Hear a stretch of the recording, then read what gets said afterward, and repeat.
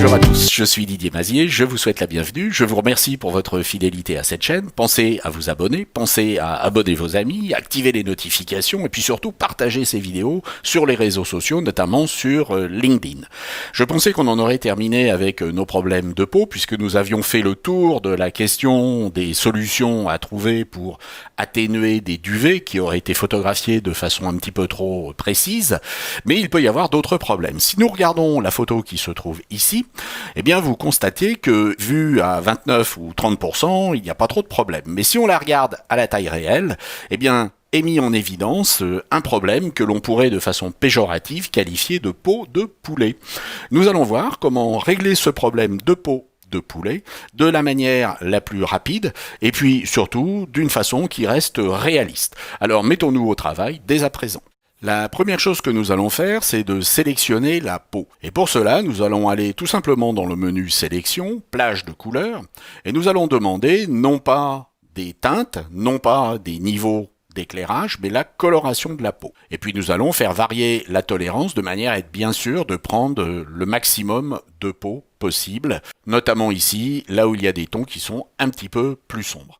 Et nous allons faire OK. La peau étant sélectionnée, avec Command J sur Mac ou Ctrl J sur PC, nous allons la placer sur son propre calque. Ce calque va être converti en objet dynamique, de manière à appliquer des filtres de façon non destructive.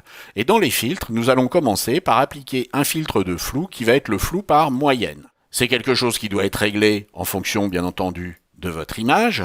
Nous pouvons aller sur des rayons qui restent raisonnables. Et nous allons faire OK. Nous allons appliquer maintenant un deuxième flou qui va être un flou de surface. Alors pareil, nous allons rester dans des rayons qui restent raisonnables. Et vous voyez que maintenant, j'ai appliqué mes réglages. Alors, on va supprimer les réglages et on va afficher les réglages. Donc on est dans quelque chose de très réaliste sur lequel on peut revenir. Par exemple, si je veux revenir sur le flou par moyenne, je vais pouvoir ici augmenter légèrement le rayon. Je peux également revenir sur le flou de surface en augmentant le rayon. Par contre, les bijoux sont flous, il va donc falloir que nous masquions ceci. Plutôt que de sélectionner les bijoux et puis de trouver un masque compliqué, nous allons procéder à l'inverse. Nous allons, avec les deux pastilles noires et blanches mises en place, créer un masque avec la touche Alt ou Option, de façon à tout masquer. Là, j'ai enlevé totalement mon effet. Mon effet est totalement masqué. C'est noir, ça ne passe pas. Je vais prendre ici un pinceau et je vais choisir le blanc et je vais tout simplement peindre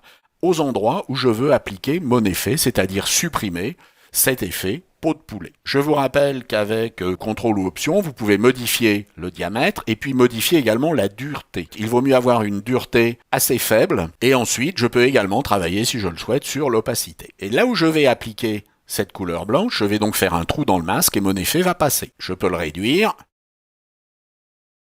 Alors bien entendu, nous sommes ici dans quelque chose qui est lié à l'appréciation de l'opérateur, mais je pense personnellement qu'il faut rester réaliste. Alors j'espère que cette méthode qui, vous voyez, est très rapide, va vous être utile, et puis je vous dis à la semaine prochaine. Au revoir.